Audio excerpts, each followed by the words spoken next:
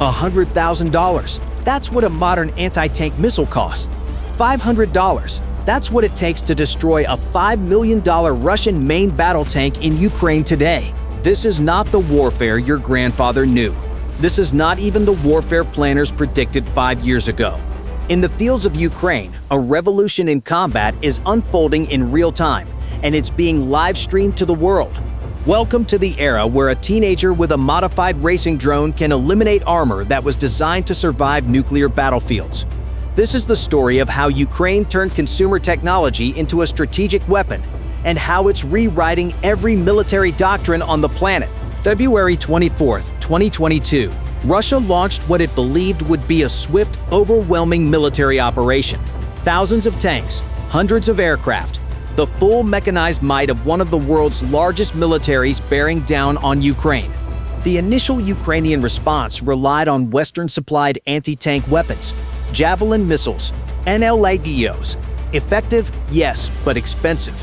Limited in supply. Each shot cost tens of thousands of dollars. Each system required extensive training. But Ukraine had something else. Something unexpected. A thriving civilian drone community. Racing enthusiasts, photographers, hobbyists who had spent years mastering first-person view flight. When the invasion began, these civilians became soldiers. Their racing drones became weapons, and the entire calculus of armored warfare began to shift. By late 2022, Ukrainian forces were producing thousands of weaponized drones monthly. By 2023, that number reached tens of thousands. By 2024, Ukraine had created the world's first true drone army, and Russian armor was burning across the entire front line. Let's understand what we're actually discussing here. An FPV first-person view. Drone is essentially a racing quadcopter, 4 motors, a high-definition camera, a radio link. In civilian hands, it's used for aerial acrobatics and high-speed racing through obstacle courses. The Ukrainian modification is brutally simple. Remove unnecessary components. Add a shaped charge or anti-tank grenade. Program basic autonomous failsafes. The result? A loitering munition that costs between $300 and $800 to produce. Ukraine rapidly industrialized production. Volunteer workshops evolved into proper factories. By mid-2024, Ukraine was manufacturing over 100,000 drones per month across dozens of facilities. Some government-funded, many crowdsourced, all with a single purpose. The payloads vary. Modified RPG warheads, PG-7 anti-tank grenades, commercially purchased shaped charges, even thermite for attacking engine compartments, each optimized for specific targets and attack angles. Training takes weeks, not months. Operators, many teenagers and young adults raised on video games, demonstrate remarkable proficiency. The muscle memory from gaming translates directly to drone piloting. What military planners once considered a weakness, a generation raised on screens, became Ukraine's asymmetric advantage. Ukrainian drone tactics evolved rapidly through brutal trial and error. Early operations were experimental, drones crashing, missing targets, being jammed. But each failure taught lessons, and the Ukrainians adapted faster than Russian defenses could respond. The primary tactic is the kamikaze dive. The operator launches from positions 3 to 5 kilometers behind friendly lines. The drone flies low, often just meters above ground, using terrain for cover, trees, buildings, ditches, anything to break radar signature and visual detection. Once the target is identified, a tank, infantry fighting vehicle, artillery piece, the operator transitions to attack mode. The dive typically begins from 50 to 100 meters altitude. Speed increases to 120 kilometers per hour or more. The Russian crew has perhaps 3 to 5 seconds to react. Russian countermeasures exist. Electronic warfare systems, anti-drone shotguns, cage armor welded to turrets, but the electromagnetic spectrum is crowded. Jamming affects friendly communications. Shotguns require seeing the drone difficult when it's approaching at high speed from unexpected angles. Cage armor? Effective against some munitions, useless against others, and it adds weight, reducing mobility. By 2024, Ukraine introduced swarm tactics, Multiple drones, sometimes 5 or more, attacking a single high-value target simultaneously from different vectors. Even if defenses eliminate 3 or 4, the 5th gets through. One hit is often sufficient. Operations continue 24/7. Thermal cameras enable night attacks. Russian forces cannot rest, cannot relax. Every minute, somewhere along the 1,000-kilometer front, a drone is hunting. The psychological dimension cannot be overstated.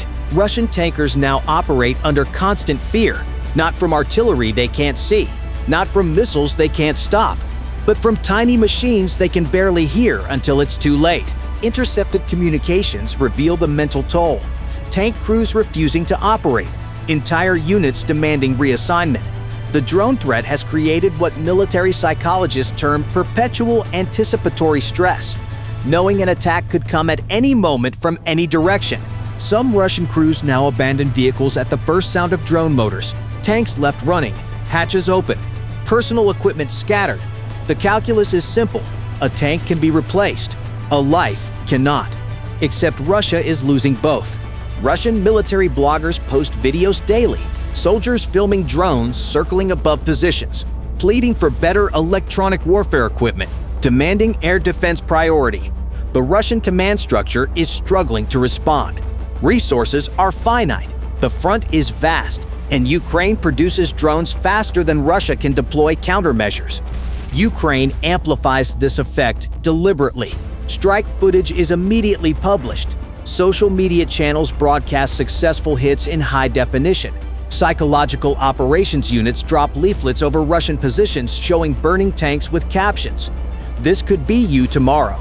It's psychological warfare integrated with kinetic effects, and it's devastatingly effective. The numbers tell a stark story. Independent analysis from sources like Oryx and open-source intelligence communities document thousands of Russian armored vehicles destroyed or captured since February 2022. In early 2022, drones accounted for approximately 5% of Russian armor losses. By late 2023, that figure reached 30%. By mid-2024, some estimates place it above 40%. Drones have become the primary anti-armor weapon system on the Ukrainian side. This has direct operational consequences. Russian armored advances that once covered kilometers per day now measure advances in meters. Tank-led assaults, the cornerstone of Russian doctrine, now result in catastrophic losses before even engaging Ukrainian defensive positions. Consider the assault on Vuhledar in 2023. Russian forces committed an entire brigade, dozens of tanks, infantry fighting vehicles, artillery. Within 48 hours, drone strikes had destroyed or disabled over 30% of the armor. The assault collapsed, the brigade withdrew. Similar patterns repeated across the front. Russia's industrial response has been to accelerate tank production and refurbishment. Factories operate around the clock. Storage depots are emptied. T-62s from the 1960s are returned to service. But production cannot match loss rates. For every tank Russia manufactures, Ukraine destroys 2. Western military analysts now speak of a fundamental shift. The tank dominant for over a century may be entering obsolescence. Not immediately, not completely, but the era of armor as the decisive battlefield weapon is ending. And it's ending in the wheat fields of Eastern Europe, killed by devices that weigh 3 kilograms and cost less than a smartphone. The implications extend far beyond Ukraine. Every military on Earth is watching. Every doctrine is being rewritten. The United States has accelerated its counter-drone programs. China is investing billions in autonomous warfare systems. NATO is conducting urgent capability reviews. Ukraine continues to innovate, long-range strike drones targeting Russian logistics hundreds of kilometers behind the front, naval drones attacking warships in the Black Sea, integrated systems combining reconnaissance drones, strike drones, and electronic warfare in coordinated packages. What began as volunteers taping grenades to commercial quadcopters has evolved into sophisticated, industrialized, asymmetric warfare, and it's changing everything. The global defense establishment faces an uncomfortable truth. Decades of military planning are suddenly outdated. Hundreds of billions invested in heavy armor platforms now confront an existential question. Can tanks survive on a battlefield dominated by cheap, ubiquitous, precision-guided drones? The response is taking shape.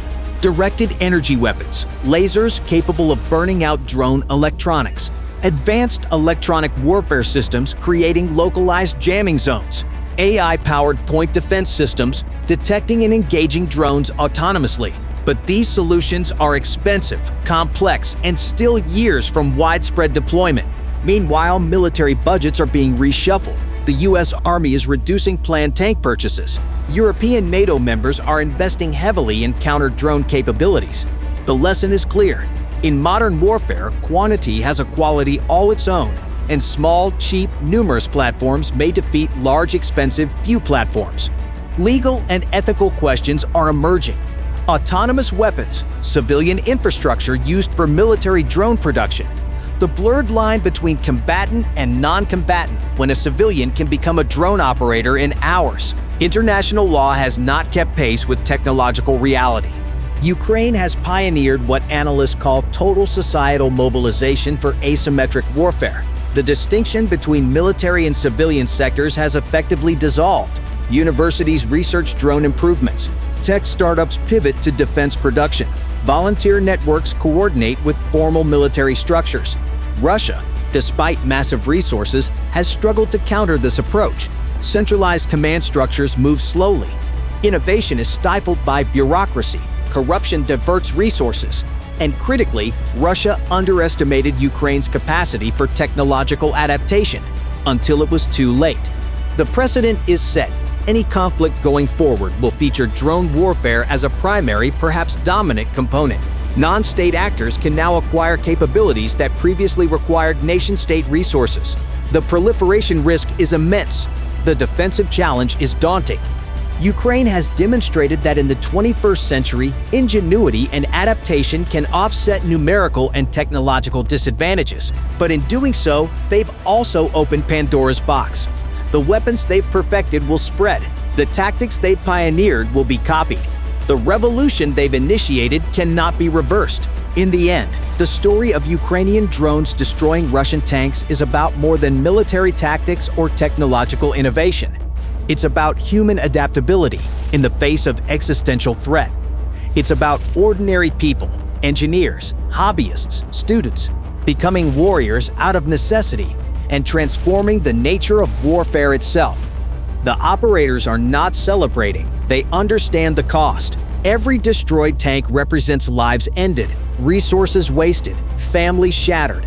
But in a war they did not choose, they've found a way to fight back effectively with the tools available. History will record this period as a watershed, the moment when warfare definitively entered the drone age, when armor lost its supremacy, when the barrier to entry for precision strike capability collapsed. The implications will shape conflicts for decades.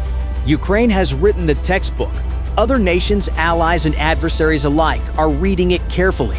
The techniques pioneered in desperation along the Donbass front are now being studied in command centers from Beijing to Washington, from Tehran to Brussels. A $500 drone, a $5 million tank. In that disparity lies a fundamental truth about modern warfare. Technological sophistication matters less than adaptability. Resources matter less than innovation. Size matters less than speed.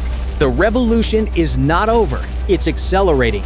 Every day, new capabilities emerge, new tactics develop, new threats and countermeasures evolve. Ukraine's drone war continues, and with it, the reshaping of 21st century combat. The future of warfare is not coming, it's already here, and it arrived on 4 small propellers, guided by a 19-year-old volunteer over the fields of Ukraine.